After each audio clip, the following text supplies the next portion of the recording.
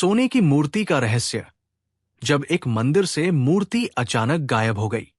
बादशाह अकबर के शासनकाल में उनकी राजधानी आगरा से कुछ दूर एक प्रसिद्ध मंदिर था, जिसे स्वर्णेश्वर मंदिर कहा जाता था।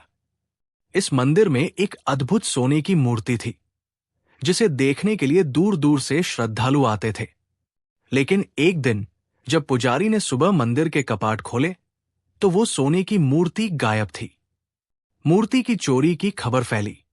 मूर्ति के लापता होने की खबर आग की तरह फैल गई। लोग परेशान थे और मंदिर के पुजारी रो रो कर कह रहे थे, ये तो अनर्थ हो गया, हमारी सबसे पवित्र मूर्ति लुप्त हो गई। जब यह खबर अकबर के दरबार तक पहुंची, तो उन्होंने तुरंत आदेश दिया, इस मामले की जांच की जाए। अगर यह मूर्ति नहीं मिली तो हमारे राज्य की प्रतिष्ठा पर बुरा प्रभाव पड़ेगा। लेकिन सवाल यह था कि इतनी भारी सोने की मूर्ति मंदिर से कैसे गायब हो सकती है, जबकि मंदिर के दरवाजे पर दिन रात पहरा रहता था। बीरबल की एंट्री।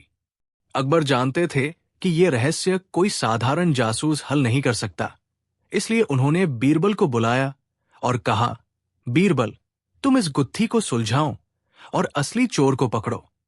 बीरबल ने सिर झुकाकर कहा, जहां पनाह, मैं कोशिश करूंगा, लेकिन मुझे 2 दिन का समय चाहिए। अकबर ने सहमति दी और बीरबल अपने कुछ सैनिकों के साथ मंदिर की ओर निकल पड़े। बीरबल की जांच। मंदिर में पहुंचते ही बीरबल ने सबसे पहले पुजारी से पूछा, क्या मूर्ति के चोरी होने से पहले कोई अजीब घटना हुई थी? पुजारी ने कहा, नहीं, लेकिन कल रात अचानक बहुत जोर की आंधी आई थी और मंदिर की घंटियां खुद ब खुद बजने लगी थी।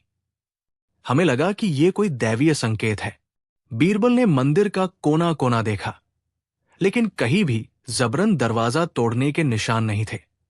फिर उन्होंने मंदिर के पहरेदारों से पूछा, तुम लोग पूरी रात जागते हो, क्या तुम्हें कुछ अजीब लगा? पहरेदारों ने जवाब दिया, नहीं साहब, हमें कुछ भी शक करने लायक नहीं लगा। हमने बस हवा के तेज झोंकों की आवाज सुनी थी। बीरबल का शक। बीरबल ने चारों ओर देखा और फिर मंदिर की छत पर चढ़ गए। वहां जाकर उन्होंने देखा कि एक जगह पर कुछ घिसाव के निशान थे, जैसे कुछ भारी चीज घसीटी गई हो। फिर उन्होंने आसपास के क्षेत्र का मुआयना किया और पाया कि मंदिर के ठीक पीछे एक गुप्त रास्ता था, जो जंगल की ओर जाता था। बीरबल मुस्कुराए और बोले, अब तो मामला साफ हो चुका है। चोर की खोज। बीरबल ने अपने सैनिकों को आदेश दिया, इस गुप्त रास्ते के पास कोई न कोई सुराग जरूर होगा। ध्यान से हर चीज को देखो। कुछ देर खोजने के बाद सैनिकों को कुछ सुनहरी धूल मिली, जो किसी भारी चीज को ले जाने के कारण वहां गिरी थी। बीरबल ने अनुमान लगाया, ये जरूर मूर्ति से गिरी हुई सोने की धूल है। चोर मूर्ति को इस रास्ते से लेकर गया है।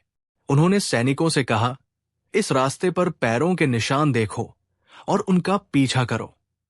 कुछ ही घंटों में सैनिकों को जंगल में एक गुफा मिली, जिसमें से हल्की रोशनी आ रही थी। जब उन्होंने अंदर झांका, तो उन्होंने देखा कि 3 लोग बैठकर सोने की मूर्ति को पिघलाने की कोशिश कर रहे थे। बीरबल ने तुरंत सैनिकों को इशारा किया और कहा, इन चोरों को पकड़ो। चोरों की सच्चाई। चोरों को पकड़कर जब दरबार में लाया गया, तो अकबर ने गुस्से से कहा, बताओ, तुमने इतनी पवित्र मूर्ति क्यों चुराई? उनमें से एक डरते डरते बोला, जहां पनाह, हम मंदिर के ही पहरेदार हैं। हमने पहले ही देख लिया था कि मंदिर के पीछे एक गुप्त रास्ता है। आंधी का फायदा उठाकर हमने छत के रास्ते से मूर्ति चुराई और इस गुप्त रास्ते से बाहर निकल गए। हमारा इरादा इसे गलाकर बेचने का था। अकबर क्रोधित हो गए और बोले, तुम लोगों ने अपनी ही जिम्मेदारी का गलत इस्तेमाल किया, तुम्हें सख्त सजा मिलेगी। बीरबल की चतुराई। बीरबल ने मुस्कुराते हुए कहा, जहां पनाह, इस चोरी में असली चालाकी इन चोरों की नहीं, बल्कि हवा की थी। अकबर ने हैरानी से पूछा, क्या मतलब? बीरबल बोले, इन्होंने तेज आंधी का सहारा लिया, ताकि जब ये मूर्ति चुराएं तो किसी को इनके कदमों की आवाज न सुनाई दे। और जब मंदिर की घंटियां अपने आप बजने लगी, तो लोगों को ये दैवीय संकेत लगा, जिससे किसी ने शक भी नहीं किया। अकबर ने बीरबल की तारीफ की और कहा, एक बार फिर तुमने साबित कर दिया कि तुम्हारी बुद्धि का कोई मुकाबला नहीं। अंत में क्या हुआ? चोरों को कड़ी सजा दी गई और मूर्ति को फिर से मंदिर में स्थापित कर दिया गया। अब मंदिर की सुरक्षा बढ़ा दी गई और पहरेदार बदल दिए गए। बीरबल की चतुराई और सूझबूझ से स्वर्णेश्वर मंदिर की पवित्रता बच गई और मूर्ति फिर से अपने स्थान पर चमक उठी। कभी कभी सबसे बड़ी गुत्थियां छोटे छोटे सुरागों से सुलझती है। बुद्धिमानी से हर समस्या का हल निकाला जा सकता है। अकबर का नया दरबारी। जब एक तोता बन गया अकबर का सबसे प्रिय मंत्री। बादशाह अकबर को नए नए प्रयोग करने और अनोखी चीजों का अनुभव लेने का बहुत शौक था। वो हमेशा कुछ नया सोचते और अपने दरबार में अजीबोगरीब फरमान जारी कर देते।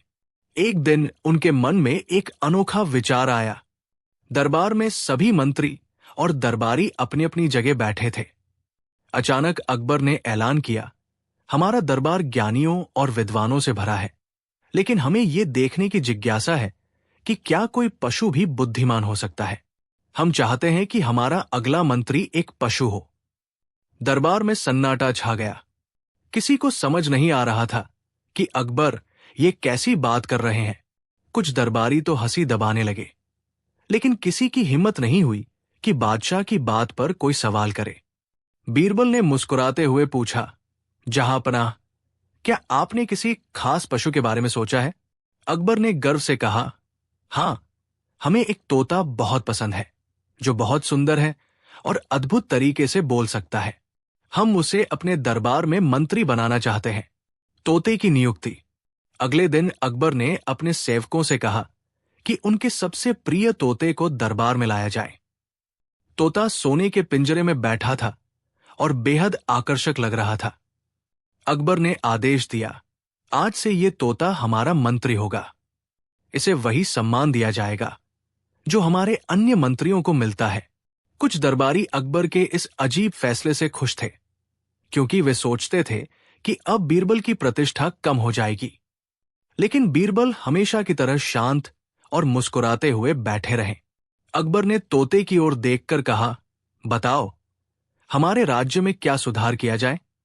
तोता बोला, जहांपनाह जिंदाबाद। दरबार में सभी लोग हंस पड़े। अकबर भी मुस्कुराए और बोले, देखा, ये तोता हमें खुश कर रहा है, इसे कुछ इनाम दो। तोते की परीक्षा। कुछ दिन बीत गए। अकबर अपने तोते मंत्री से बहुत खुश थे। वो उसकी मीठी बोली से मोहित हो चुके थे। एक दिन उन्होंने बीरबल से कहा, बीरबल, ये तोता हमारी बातें दोहराने में कितना अच्छा है। क्या ये तुमसे अधिक बुद्धिमान नहीं है? बीरबल ने विनम्रता से कहा, जहांपनाह, ये तोता वाकई बहुत सुंदर और बुद्धिमान दिखता है, लेकिन क्या मैं इसे एक छोटी सी परीक्षा में डाल सकता हूं? अकबर ने हंसते हुए कहा, बिल्कुल, देखना चाहते हैं कि ये परीक्षा में कैसा प्रदर्शन करता है। बीरबल ने तोते के पिंजरे के दरवाजे को धीरे से खोल दिया और हाथ में एक बिल्ली को पकड़कर पास ले आए। तोते ने जैसे ही बिल्ली को देखा, वो घबरा गया और तेजी से पिंजरे से बाहर निकला। कुछ ही पलों में वो उड़कर महल के बाहर चला गया और फिर कभी वापस नहीं आया। अकबर आश्चर्यचकित रह गए। उन्होंने बीरबल की ओर देखा और पूछा, बीरबल, तुमने ये क्या किया? बीरबल मुस्कुराए और बोले, जहांपनाह, मंत्री वो होता है जो मुश्किल समय में भी अपने स्थान पर बना रहे। ये तोता केवल आपकी बातें दोहरा सकता था, लेकिन जब समस्या आई तो ये भाग गया। क्या ऐसा कोई मंत्री हो सकता है जो संकट में आपको छोड़कर चला जाए? अकबर की स्वीकृति। अकबर को अपनी गलती का एहसास हुआ। उन्होंने सिर झुकाकर कहा, बीरबल, तुमने हमें एक महत्वपूर्ण सबक सिखाया। मंत्री केवल वही नहीं होता जो अच्छी बातें कहे, बल्कि वो होता है जो कठिन समय में भी साथ खड़ा रहे। सभी दरबारी भी सहमत हो गए। अकबर ने बीरबल को उनकी चतुराई के लिए इनाम दिया और तोते को मंत्री बनाने का विचार हमेशा के लिए छोड़ दिया। सीख, केवल बोलने से कोई बुद्धिमान नहीं बनता। असली बुद्धिमानी संकट के समय में पता चलती है। तीनों बेटों की परीक्षा। जब अकबर ने अपने तीनों बेटों को परखा, बादशाह अकबर न केवल एक महान शासक थे, बल्कि एक दूरदर्शी पिता भी थे। उन्हें हमेशा इस बात की चिंता रहती थी कि उनके बाद उनका साम्राज्य कौन संभालेगा। उनके 3 पुत्र थे, सलीम, मुराद और दानियाल। तीनों ही बहादुर और योग्य थे, लेकिन अकबर को यह तय करना था कि उनमें से कौन सबसे बुद्धिमान और न्यायप्रिय है। एक दिन अकबर ने अपने दरबार में घोषणा की, मैं अपने तीनों बेटों की परीक्षा लेना चाहता हूं, ताकि ये जान सकूं कि उनमें से कौन सबसे योग्य है। पहली परीक्षा, सोने की मुद्राएं और 3 थैलियां। अगले दिन अकबर ने अपने तीनों पुत्रों को बुलाया और उन्हें 3 अलग अलग थैलियां दी। पहली थैली सोने की मुद्राओं से भरी थी, दूसरी चांदी की और तीसरी तांबे की।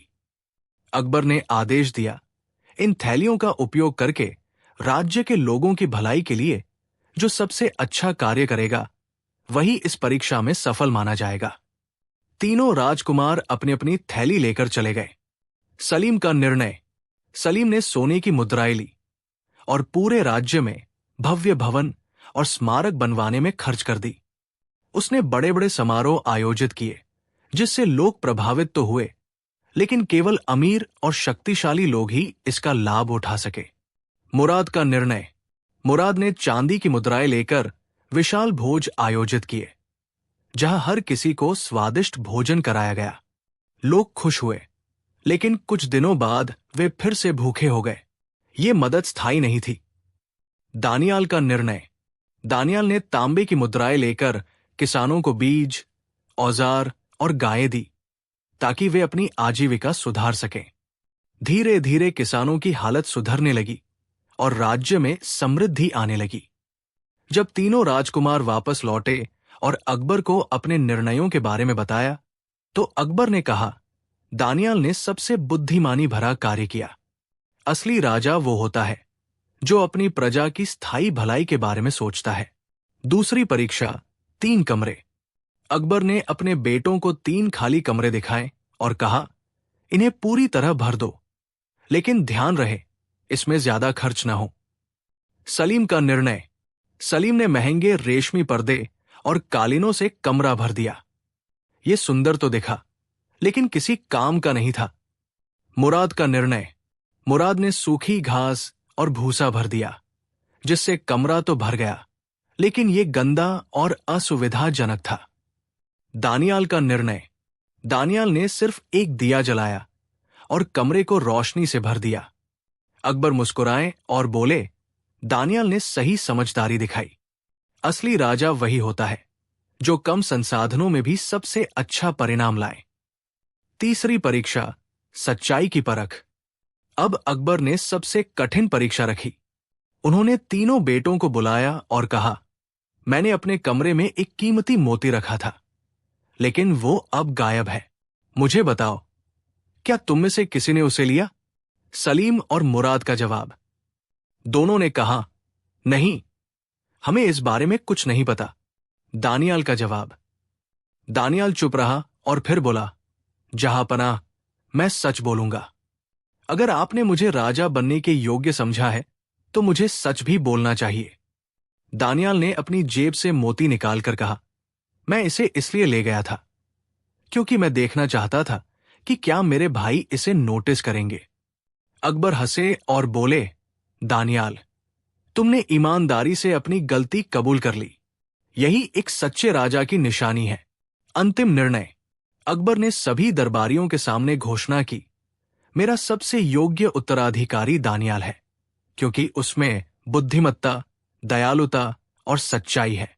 इस प्रकार अकबर ने अपने सबसे योग्य पुत्र को पहचाना और यह साबित किया कि एक सच्चा राजा केवल शक्ति से नहीं, बल्कि विवेक और न्याय से महान बनता है। राजा वो नहीं जो सबसे शक्तिशाली हो, बल्कि वो है जो सबसे बुद्धिमान, दयालु और न्यायप्रिय हो। बीरबल और डरपोक मंत्री। जब दरबार का सबसे बहादुर मंत्री निकला सबसे डरपोक। बादशाह अकबर के दरबार में कई तरह के मंत्री थे, कुछ बुद्धिमान, कुछ चालाक और कुछ बलशाली। लेकिन उनमें से एक मंत्री राजनारायण खुद को सबसे बहादुर कहता था। वो हमेशा अपनी वीरता की डींगे हाँकता और कहता, मुझसे बड़ा योद्धा कोई नहीं, मैं किसी से नहीं डरता। एक दिन दरबार में इस पर चर्चा होने लगी। कुछ दरबारी बोले, जहांपनाह, राजनारायण सच में बहुत बहादुर है। तो कुछ हंसकर बोले, नहीं, वो सिर्फ बातें बनाते हैं।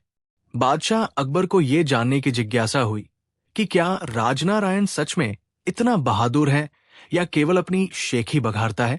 उन्होंने बीरबल को बुलाया और कहा, बीरबल, हमें इस मंत्री की बहादुरी की परीक्षा लेनी है। बीरबल मुस्कुराए और बोले, जहांपनाह, ये काम हम पर छोड़ दीजिए। बीरबल की चालाक योजना। बीरबल ने एक रात अपने नौकर को बुलाया और कहा, कल रात राजमहल के बगीचे में कुछ अजीब घटनाएं होनी चाहिए।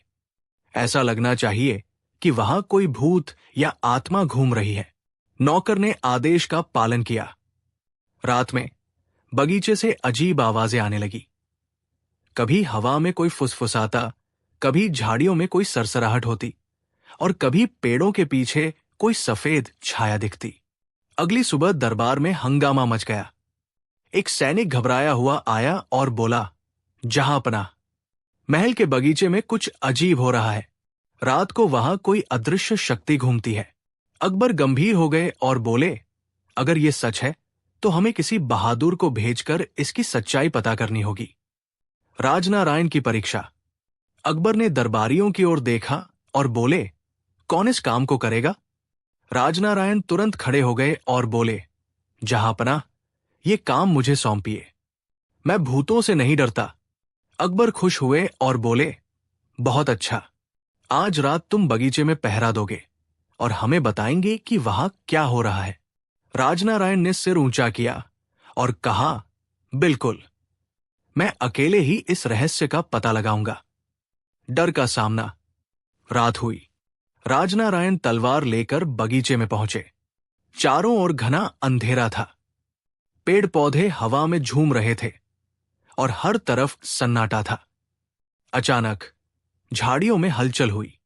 राजनारायण का दिल जोरों से धड़कने लगा। फिर हवा में किसी ने फुसफुसाकर कहा, राजनारायण, भाग जा, वरना तुझे खा जाऊंगा। राजनारायण के रोंगटे खड़े हो गए। वो इधर उधर देखने लगे, लेकिन कोई नजर नहीं आया। अचानक एक पेड़ के पीछे से सफेद कपड़ों में लिपटी आकृति उभरी। राजनारायण की हालत खराब हो गई। उनका गला सूख गया, पैर कांपने लगे और उन्होंने बिना देखे ही अपनी तलवार फेंक दी और भागते हुए सीधे महल पहुंच गए। असली सच सामने आया। सुबह होते ही दरबार में चर्चा होने लगी। राजनारायण क्या बहादुरी दिखाकर आए। अकबर ने राजनारायण को बुलाया और पूछा, तो क्या हुआ कल रात, तुमने भूत को हरा दिया।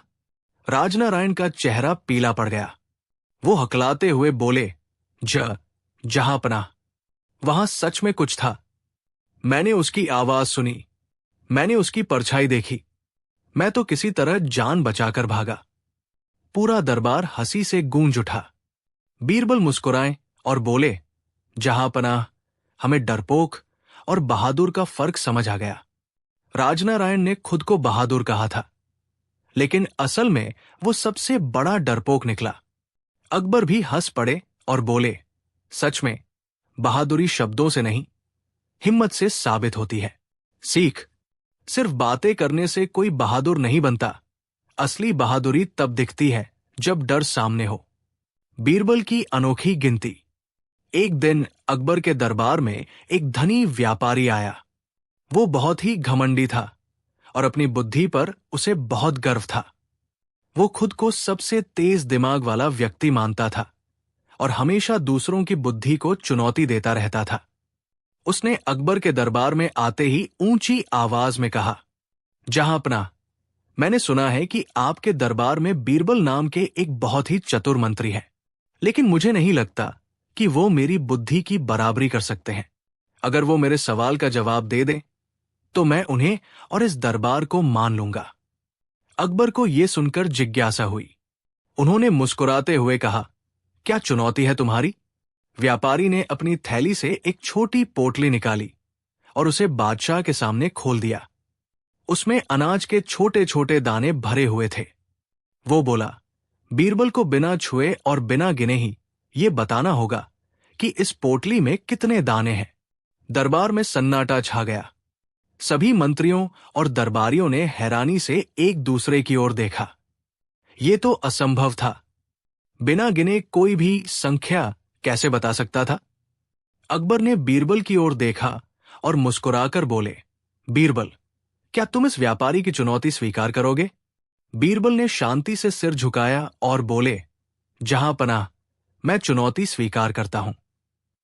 बीरबल की अनोखी चालाकी। बीरबल व्यापारी के पास गए और मुस्कुराते हुए बोले, महोदय, क्या आप वाकई में चाहते हैं कि मैं बिना देखे और बिना गिने इस थैली में मौजूद दानों की संख्या बता दूं? व्यापारी ने घमंड भरे स्वर में कहा, हां, बिल्कुल। बीरबल ने जमीन पर बैठकर ध्यान लगाने का नाटक किया, मानो वे किसी गूढ़ गणना में व्यस्त हों। कुछ देर बाद उन्होंने आंखें खोली और व्यापारी से कहा, इस पोटली में अनाज के दाने उतने ही हैं जितने अकबर के राज्य में तारों की संख्या। यह सुनकर दरबार में ठहाके गूंज उठे। व्यापारी की भौहें तंग गई और उसने गुस्से में कहा, यह क्या मजाक है? तारों की संख्या को कौन गिन सकता है? बीरबल मुस्कुराए और बोले, तो फिर आप ही बताइए कि मेरी गिनती सही है या नहीं? व्यापारी गुस्से से तिलमिला गया और बोला, मैं ये कैसे कह सकता हूं? मैंने भी तो दाने नहीं गिने। बीरबल तुरंत बोले, तो फिर आपको ये चुनौती देने का कोई अधिकार नहीं था। अगर आपने खुद भी गिनती नहीं की है तो आप ये कैसे कह सकते हैं कि मैं गलत हूं? बीरबल की चतुराई और व्यापारी की हार। दरबार में ठहाके लगने लगे। अकबर भी अपनी हंसी रोक नहीं सके।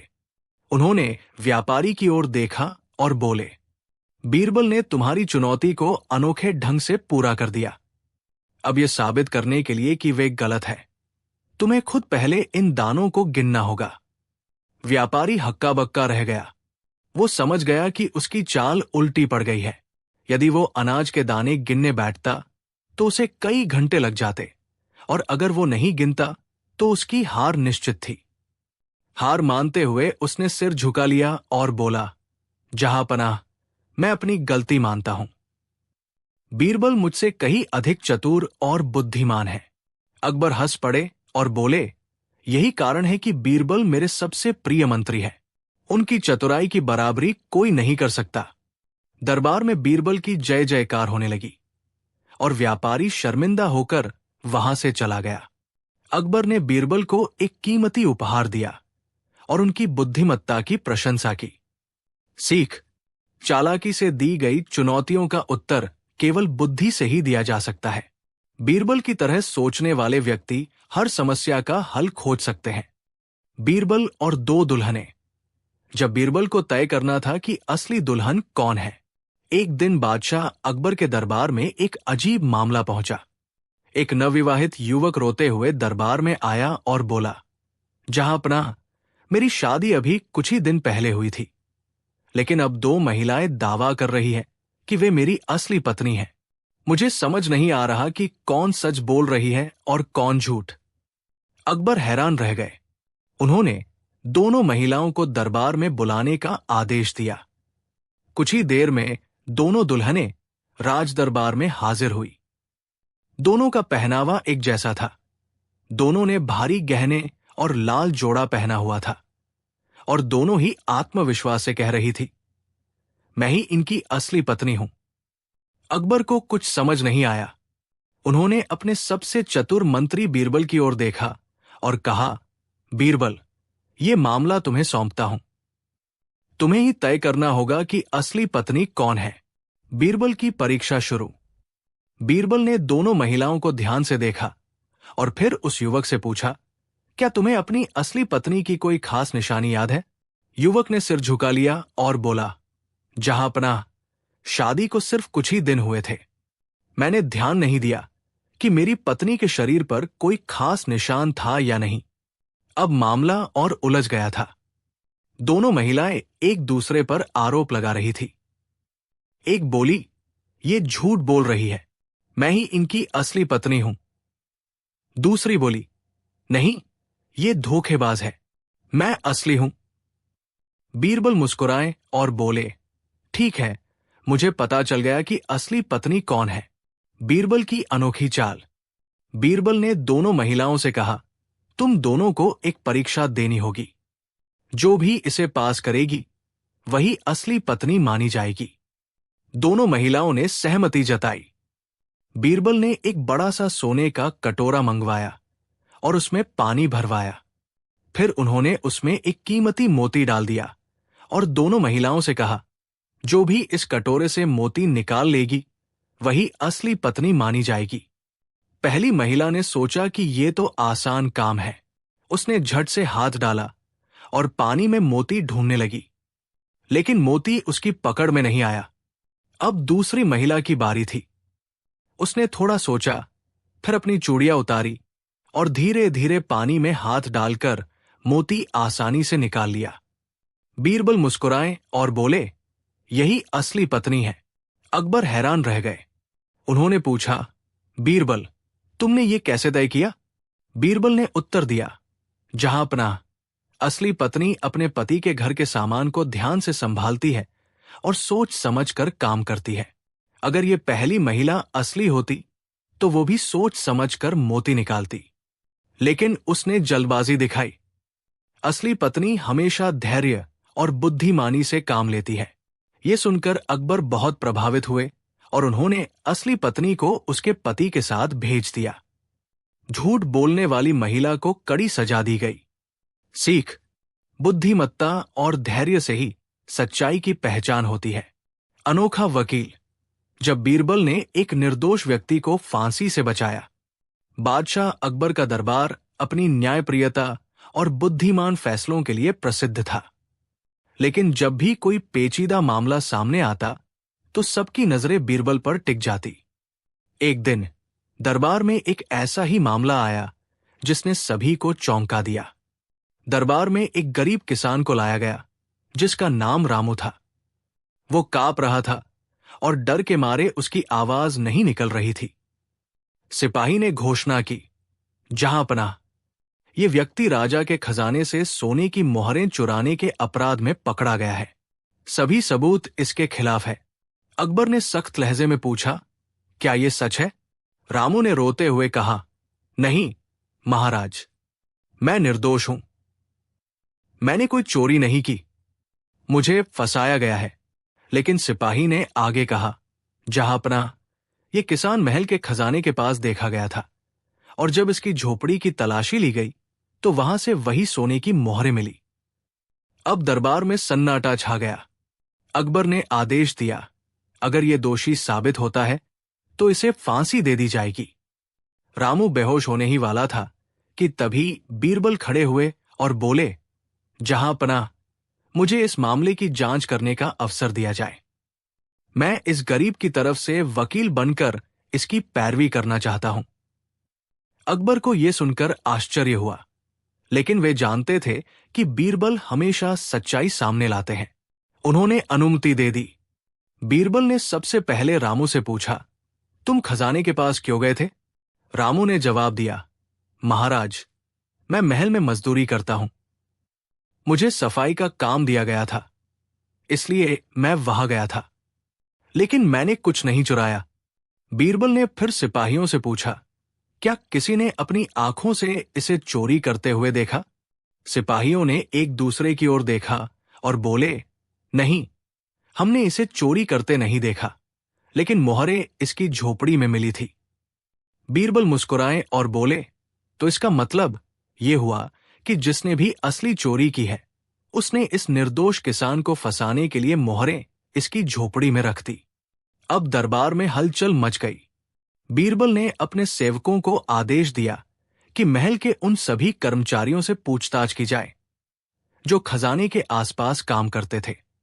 1 घंटे बाद सेवक लौटे और बोले, महाराज, महल का एक अन्य नौकर हरिया पिछले कुछ दिनों से बहुत अमीर हो गया है। उसने नई पोशाकें खरीदी है और खूब दावतें उड़ा रहा है। बीरबल को समझते देर न लगी कि कुछ गड़बड़ है। उन्होंने अकबर से कहा, जहां पनाह, हमें हरिया को बुलाना चाहिए। जब हरिया दरबार में आया तो वो घबराया हुआ था। बीरबल ने मुस्कुराते हुए कहा, हरिया, तुम्हें इनाम मिलेगा अगर तुम सच बताओगे। हरिया चौंक गया। कौन सा इनाम? बीरबल बोले, अगर तुम सच बताते हो तो तुम्हें सिर्फ जेल होगी, लेकिन अगर झूठ बोलोगे तो सीधे फांसी। हरिया अब पूरी तरह डर चुका था। उसने कांपते हुए सच कबूल लिया। हाँ महाराज, मैंने ही चोरी की थी और बचने के लिए मोहरे रामू की झोपड़ी में रख दी थी। अब मामला पूरी तरह साफ हो चुका था। अकबर को बीरबल की चतुराई पर गर्व हुआ और उन्होंने आदेश दिया कि रामू को तुरंत रिहा किया जाए और हरिया को दंड दिया जाए। रामू ने रोते हुए कहा, बीरबल जी, अगर आप न होते तो मैं निर्दोष होते हुए भी फांसी पर चढ़ जाता। बीरबल मुस्कुराए और बोले, न्याय हमेशा जीतता है, लेकिन उसके लिए सही दिमाग और धैर्य की जरूरत होती है। अकबर ने घोषणा की, बीरबल, आज तुमने न केवल एक निर्दोष को बचाया, बल्कि हमारी न्याय प्रणाली को और मजबूत किया। तुम सच में एक अनोखे वकील हो। सच्चाई कभी छुप नहीं सकती, चाहे कितने भी झूठ उसे ढकने की कोशिश करें। सारे कुएं में भांग। जब पूरा राज्य अजीब हरकतें करने लगा। एक बार की बात है, बादशाह अकबर के राज्य में अचानक कुछ अजीब घटनाएं घटने लगी। शहर के लोग अजीब हरकतें करने लगे थे। कुछ लोग बेवजह नाचने लगते, कुछ बिना वजह जोर जोर से हंसते, तो कुछ लोग अनाप शनाप बातें करने लगते। कई व्यापारी अपनी दुकानें छोड़कर इधर उधर घूमने लगे। सैनिक अपनी ड्यूटी भूल गए और यहां तक कि कुछ मंत्री भी अजीब बर्ताव करने लगे। अकबर को जब यह खबर मिली तो वे बहुत चिंतित हो गए। उन्होंने तुरंत अपने मंत्रियों की सभा बुलाई और पूछा, ये क्या हो रहा है? राज्य के लोग इतने अजीब व्यवहार क्यों कर रहे हैं? मंत्री भी इस प्रश्न का उत्तर नहीं दे सके। सभी उलझन में थे। कुछ ने सोचा कि ये किसी बुरी आत्मा का प्रभाव हो सकता है, तो कुछ को लगा कि ये कोई साजिश हो सकती है। लेकिन तभी बीरबल मुस्कुराए और बोले, जहांपनाह, ये न तो किसी आत्मा का प्रभाव है और न ही कोई साजिश। मुझे शक है कि ये सब किसी खाने पीने की चीज में मिलावट की वजह से हो रहा है। अकबर चौंक गए। क्या तुम ये कह रहे हो कि किसी ने खाने पीने की चीज में कोई नशीला पदार्थ मिला दिया है? बीरबल ने सिर हिलाया। हां, और मुझे यह भी लगता है कि यह मिलावट पूरे शहर में फैली हुई है। हमें तुरंत इसकी जांच करनी होगी। बीरबल अपने कुछ सैनिकों और सेवकों के साथ जांच के लिए निकल पड़े।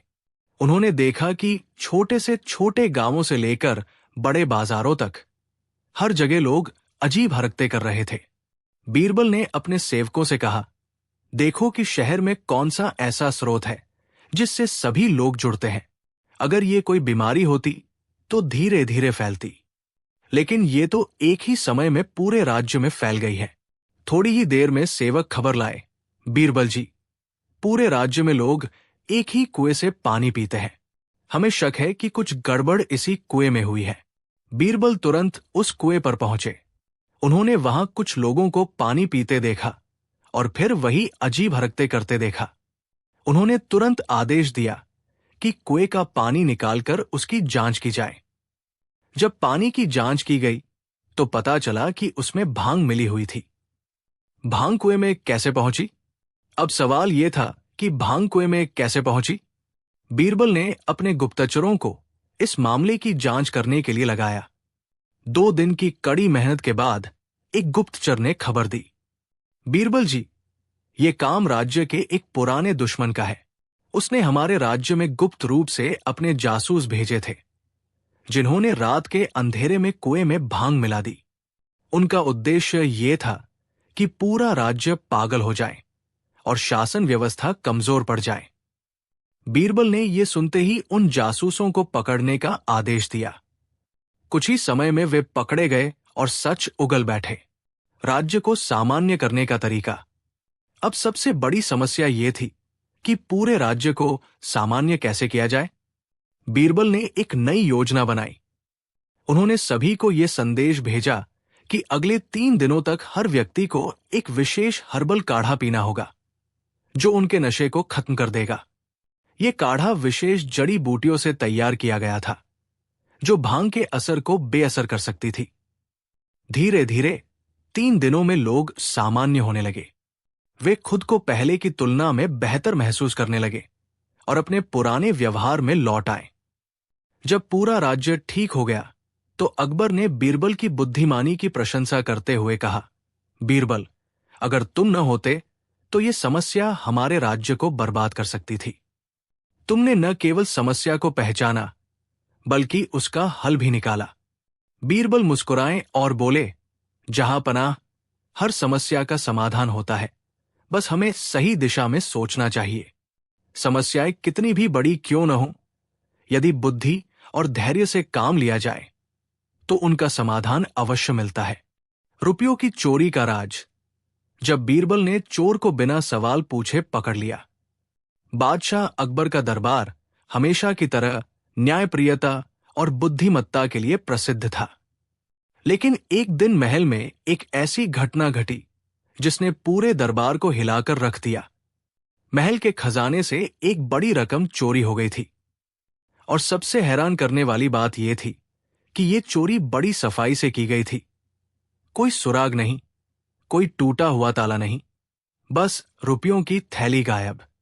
खजाने की चोरी की खबर सिपाहियों ने अकबर को सूचना दी, जहां पनाह, महल के खजाने से कल रात एक भारी रकम चोरी हो गई। अकबर ने गुस्से से कहा, क्या हमारे महल में चोरी, और किसी को पता भी नहीं चला? मुख्य कोषाध्यक्ष कांपते हुए बोले, महाराज, खजाने के कमरे में कोई जबरन घुसा ही नहीं। सभी ताले ज्यों के त्यों लगे हुए हैं। ये चोरी कैसे हुई, ये हमारी समझ से बाहर है। अकबर ने गहरी सोच में सिर हिलाया और बोले, अगर कोई ताला टूटा नहीं तो इसका मतलब चोरी अंदर के किसी आदमी ने की है। दरबार में सन्नाटा छा गया। अब सवाल यह था कि चोर कौन हो सकता है। बीरबल की एंट्री। बीरबल, जो हमेशा अपनी हाजिर जवाबी और चतुराई के लिए जाने जाते थे, मुस्कुराए और बोले, जहां पनाह, अगर आपकी आज्ञा हो तो मैं बिना किसी से सवाल पूछे ही चोर को पकड़ सकता हूं। अकबर चौंक गए। बिना सवाल पूछे? ये कैसे संभव है? बीरबल ने कहा, बस मुझे कुछ घंटों का समय दे और सभी कर्मचारियों को दरबार में बुलाने का आदेश दे। अकबर ने तुरंत आदेश दिया कि महल के सभी कर्मचारी, खासकर वे जो खजाने के कमरे के आसपास काम करते हैं, उन्हें दरबार में हाजिर किया जाए। बीरबल की अनोखी चाल। बीरबल ने जब सभी कर्मचारियों को दरबार में इकट्ठा किया तो वे अपने हाथ में कुछ साधारण सी काली छड़ियां लेकर आए। उन्होंने सबको एक एक छड़ी देते हुए कहा, यह कोई आम छड़ी नहीं है, ये जादुई छड़ी है। मैंने इसमें एक विशेष शक्ति भर दी है। जिसने भी चोरी की होगी उसकी छड़ी कल सुबह तक 1 इंच लंबी हो जाएगी। सभी कर्मचारी घबरा गए, लेकिन उन्होंने बिना सवाल किए छड़ियां ले ली। बीरबल ने सख्त लहजे में कहा, अब सभी अपनी अपनी छड़ी लेकर अपने घर जाएं और कल सुबह दरबार में लौटें। और हां, अगर कोई बेगुनाह है तो उसे चिंता करने की कोई जरूरत नहीं। चोर की बेचैनी। रात को सभी कर्मचारी अपने अपने घर चले गए, लेकिन असली चोर का हाल बेहाल था। वो मन ही मन सोचने लगा, अगर मेरी छड़ी सच में बड़ी हो गई तो मैं पकड़ा जाऊंगा। चोर को यह समझ नहीं आया कि जादू कैसे काम करता है, लेकिन डर के मारे उसने एक चाल चली। उसने अपनी छड़ी को थोड़ा काट दिया ताकि अगर वो बढ़ भी जाए तो दूसरों के बराबर ही रहे। सुबह दरबार में खुला भेद। अगले दिन सभी कर्मचारी अपनी छड़ियों के साथ दरबार में हाजिर हुए। बीरबल ने सभी की छड़ियां देखी और कुछ ही पलों में चोर की ओर इशारा करते हुए बोले, जहां पनाह, यही चोर है। अकबर चौंक गए। बीरबल, तुमने इसे इतनी जल्दी कैसे पहचान लिया? बीरबल हंसे और बोले, जहां पनाह, यह कोई जादुई छड़ी नहीं थी, मैंने बस एक मनोवैज्ञानिक चाल चली थी। अकबर हैरानी से बोले, कैसी चाल? बीरबल समझाने लगे, दरअसल मैंने सभी को यह सोचने पर मजबूर कर दिया कि उनकी छड़ी बढ़ जाएगी, लेकिन सच्चाई यह थी कि छड़ियों में कोई जादू नहीं था। जो निर्दोष थे उन्होंने अपनी छड़ी को ज्यों का त्यों रखा, लेकिन असली चोर डर के मारे अपनी छड़ी को काट देगा ताकि वो बड़ी न हो जाए। सभी दरबारी हक्के बक्के रह गए। अकबर ने तुरंत सिपाहियों को आदेश दिया कि चोर को गिरफ्तार किया जाए। अंत में न्याय की जीत। जब चोर से सख्ती से पूछताछ की गई तो उसने अपना अपराध स्वीकार कर लिया और बताया कि उसने रुपयों की थैली चोरी कर अपने घर में छिपा दी थी। अकबर बहुत प्रसन्न हुए और बोले, बीरबल, तुम्हारी बुद्धि सच में कमाल की है। बिना एक भी सवाल पूछे तुमने चोर को पकड़ लिया। बीरबल मुस्कुराए और बोले, जहांपनाह, कभी कभी चोर खुद को फंसा लेता है, बस उसकी मानसिकता को समझने की जरूरत होती है। अकबर ने खुश होकर आदेश दिया कि चोरी की गई रकम वापस खजाने में रखी जाए और बीरबल को इनाम दिया जाए। चोरी चाहे कितनी भी चालाकी से की जाए, लेकिन डर और अपराधबोध चोर को एक न एक दिन फंसा ही देते हैं। जब मुल्ला को लगा कि वो मर चुका है, एक रात की बात है, मुल्ला नसरुद्दीन अपने बिस्तर पर लेटा था और ठंडी हवा बह रही थी। अचानक उसे अजीब सा एहसास हुआ। उसके हाथ पैर सुन्न पड़ने लगे, दिल की धड़कन धीमी हो गई और उसे लगा कि उसकी आत्मा शरीर से बाहर निकल रही है। मुल्ला घबरा गया। उसने खुद को थपथपाया, फिर भी कोई हरकत महसूस नहीं हुई। उसने सोचा, हे खुदा, क्या मैं सच में मर चुका हूं? जब मुल्ला ने खुद को मरा हुआ मान लिया, अब मुसीबत यह थी कि अगर मुल्ला सच में मर गया था तो उसे ये खबर किसी को देनी चाहिए थी। उसने सोचा, अगर मैं जिंदा लोगों के पास जाऊंगा तो वे मुझे देख ही नहीं पाएंगे। मुझे किसी मुर्दे के पास जाना चाहिए। बस ये सोचकर मुल्ला उठ खड़ा हुआ और सीधे कब्रिस्तान की ओर चल पड़ा। कब्रिस्तान में मुल्ला की अजीब हरकतें। रात के सन्नाटे में जब मुल्ला कब्रिस्तान पहुंचा तो वहां एक ताजी खुदी कब्र देखी। उसने सोचा, अगर मैं सच में मर चुका हूं तो मुझे अब इसी कब्र में जाना चाहिए। वो आराम से उस कब्र में लेट गया और सोचने लगा, अब मुझे यहां से ले जाने के लिए यमराज के दूत आएंगे। लेकिन तभी चोरों ने पकड़ लिया। रात के अंधेरे में कुछ चोर उस कब्रिस्तान से गुजर रहे थे। उन्होंने कब्र में किसी को पड़ा देखा और डर के मारे चिल्ला उठे, अरे ये कौन है? मुल्ला ने गंभीर आवाज में कहा, मैं एक मुर्दा हूं। चोरों की हालत खराब हो गई। उन्होंने कांपते हुए पूछा, तो तुम यहां क्यों पड़े हो? मुल्ला बोला, मुझे लगा कि मैं मर चुका हूं तो खुद ही कब्र में आ गया। चोर पहले तो घबराए, लेकिन फिर उनमें से एक ने कहा, अरे भाई, ये तो जिंदा आदमी है जो पागल हो गया है। दूसरे चोर ने कहा, हां, अगर ये सच में मरा होता तो खुद कब्र में कैसे आता? मुल्ला को मिली अपनी गलती की सीख। अब मुल्ला को समझ आया कि वो तो जिंदा है। उसकी जान में जान आई और वो झटपट कब्र से बाहर कूदा। मुल्ला ने मुस्कुराते हुए कहा, भाइयों, शुक्रिया। अगर तुम लोग मुझे न पकड़ते तो मैं सच में मान लेता कि मैं मर चुका हूं। चोरों ने सिर पकड़ लिया और बोले, भैया, अगली बार कब्र में जाने से पहले सच में मर जाना। मुल्ला ठाका लगाकर हंसा और खुशी खुशी अपने घर लौट गया।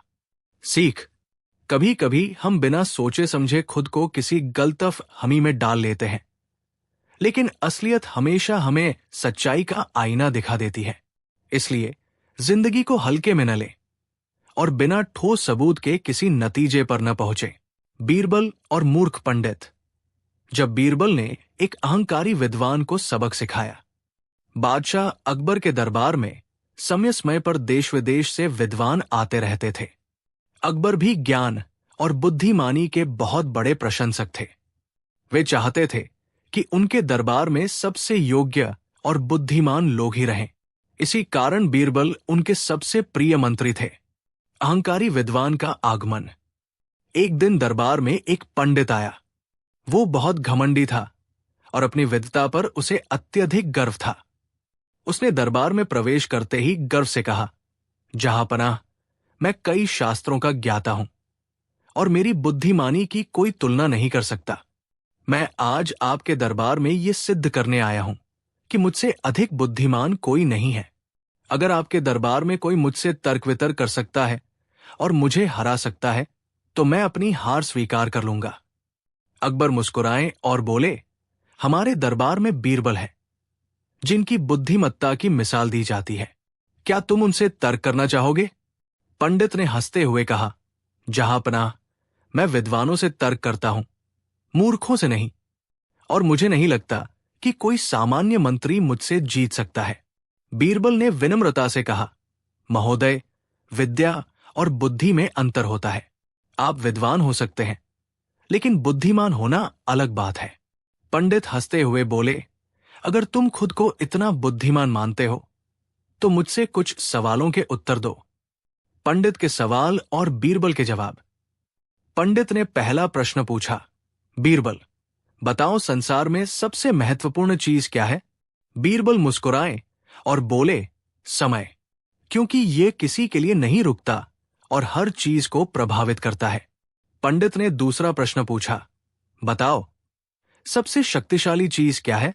बीरबल बोले, बुद्धि, क्योंकि बुद्धि से ही शक्ति और ज्ञान दोनों को नियंत्रित किया जा सकता है। पंडित ने तीसरा प्रश्न पूछा, बीरबल, बताओ सबसे तेज चलने वाली चीज क्या है? बीरबल बोले, सोच, क्योंकि एक क्षण में ये कहीं भी पहुंच सकती है। अब पंडित को लगने लगा कि बीरबल को हराना आसान नहीं है, लेकिन उसने हार नहीं मानी और पूछा, बीरबल, क्या तुम ये सिद्ध कर सकते हो कि मैं मूर्ख हूं? बीरबल मुस्कुराए और बोले, जी हां, लेकिन इसके लिए आपको मेरी एक शर्त माननी होगी। पंडित ने गर्व से कहा, बोलो, क्या शर्त है? बीरबल बोले, आपको मेरे 3 प्रश्नों का उत्तर देना होगा, लेकिन ध्यान रहे कि आपको गलत उत्तर ही देना है। बीरबल की चतुराई। पंडित ने सोचा कि यह तो बहुत आसान है। उसने तुरंत हामी भर दी। बीरबल ने पहला प्रश्न पूछा, आसमान का रंग क्या है? पंडित को गलत उत्तर देना था, इसलिए उसने कहा, हरा। बीरबल मुस्कुराए और दूसरा प्रश्न पूछा, गाय का दूध किस रंग का होता है? पंडित बोला, लाल। अब दरबारियों को हंसी आने लगी, लेकिन पंडित ने सोचा कि वो अपनी शर्त पूरी कर रहा है। बीरबल ने तीसरा प्रश्न पूछा, अब बताओ, तुम मूर्ख हो? पंडित को गलत उत्तर देना था, इसलिए उसने तुरंत कहा, हां। बस ये सुनते ही पूरा दरबार ठहाकों से गूंज उठा। पंडित को अपनी गलती का एहसास हुआ, लेकिन अब कुछ नहीं किया जा सकता था। उसने खुद स्वीकार कर लिया था कि वो मूर्ख है। अकबर की प्रशंसा और पंडित की हार। अकबर हंसते हुए बोले, पंडित जी, बीरबल ने अपनी चतुराई से आपको हरा दिया। अब क्या आप अपनी हार स्वीकार करते हैं? शर्मिंदा पंडित सिर झुकाकर बोला, हां, जहांपनाह, मैं मानता हूं कि बीरबल सिर्फ ज्ञानी ही नहीं, बल्कि अत्यंत चतुर भी है। अकबर ने बीरबल को इनाम दिया और सभी ने उनकी बुद्धिमानी की प्रशंसा की। सीख, केवल विद्या होना पर्याप्त नहीं, बुद्धिमत्ता ही सच्ची शक्ति है। स्वर्ग और नर्क का रहस्य। जब बीरबल ने अकबर को समझाया कि स्वर्ग और नर्क क्या होते हैं, एक दिन बादशाह अकबर अपने दरबार में बैठे गहरी सोच में डूबे थे। उन्होंने अपने मंत्रियों से पूछा, क्या कोई मुझे ये बता सकता है कि स्वर्ग और नर्क वास्तव में कैसे होते हैं? दरबारियों में खुसर फुसर होने लगी। कुछ ने कहा, स्वर्ग वो स्थान है जहां खुशियां ही खुशियां होती हैं। तो कुछ बोले, नर्क में केवल दुख और यातनाएं होती हैं। लेकिन अकबर इन जवाबों से संतुष्ट नहीं हुए। उन्होंने बीरबल की ओर देखा और बोले, बीरबल, क्या तुम मुझे स्वर्ग और नर्क का रहस्य समझा सकते हो? बीरबल मुस्कुराए और बोले, जहांपनाह, इसका उत्तर मैं आपको एक अनोखे तरीके से दूंगा, लेकिन इसके लिए आपको थोड़ा धैर्य रखना होगा। अकबर ने हामी भर दी। स्वर्ग और नर्क की पहली झलक। अगले ही दिन बीरबल ने एक योजना बनाई। उन्होंने बादशाह अकबर के लिए एक विशेष यात्रा की तैयारी की और कहा, जहांपनाह, आपको ये जानने के लिए मेरे साथ चलना होगा। अकबर और बीरबल एक अंधेरी गली में पहुंचे। वहां बहुत गंदगी फैली हुई थी, बदबू आ रही थी और लोग झगड़ रहे थे। कुछ लोग भूख से तड़प रहे थे, कुछ अपने लालच और ईर्ष्या में डूबे एक दूसरे को अपशब्द कह रहे थे। अचानक कुछ दुष्ट लोग अकबर के पास आए और बोले, ये कौन है? क्या इसे लूट ले? अकबर डर गए और बोले, बीरबल, ये कैसी जगह है? यहां तो सिर्फ दुख, लालच और क्रोध ही दिख रहा है। बीरबल मुस्कुराए और बोले, जहां पनाह, ये नर्क है। यहां हर व्यक्ति क्रोध, लालच और घमंड में जीता है, इसलिए यहां कोई सुख ही नहीं है। अकबर ने सिर हिलाया और बोले, अब मैं समझा कि नर्क क्या होता है, लेकिन स्वर्ग कैसा होता है? स्वर्ग की सच्चाई। बीरबल अकबर को लेकर एक सुंदर गांव में पहुंचे। वहां लोग आपस में प्रेम से बात कर रहे थे। हर कोई एक दूसरे की मदद कर रहा था। खाने की कोई कमी नहीं थी, कोई भूखा नहीं था। लोग हंसी मजाक कर रहे थे और चारों ओर शांति थी। अकबर ने प्रसन्न होकर कहा, यह तो बहुत अच्छी जगह है, यहां कोई दुखी नहीं है। बीरबल ने कहा, जहां पनाह, यही स्वर्ग है। यहां लोग प्रेम से रहते हैं, एक दूसरे की मदद करते हैं और किसी के मन में घृणा नहीं है, इसलिए यहां सब खुश है। अकबर ने गहरी सांस ली और बोले, तो इसका मतलब यह हुआ कि स्वर्ग और नर्क कोई अलग जगह नहीं, बल्कि हमारी सोच और कर्मों पर निर्भर करते हैं। बीरबल ने मुस्कुराते हुए कहा, बिल्कुल सही, जहां पनाह। अगर हम अच्छे कर्म करें, प्रेम और करुणा रखें, तो हमारा जीवन स्वर्ग बन जाता है। लेकिन अगर हम ईर्ष्या, क्रोध और लालच में जीते हैं, तो नर्क यही मिल जाता है। सीख, स्वर्ग और नर्क कोई दूर की जगह नहीं है, बल्कि हमारे कर्म और व्यवहार ही इन्हें हमारे जीवन में लाते हैं।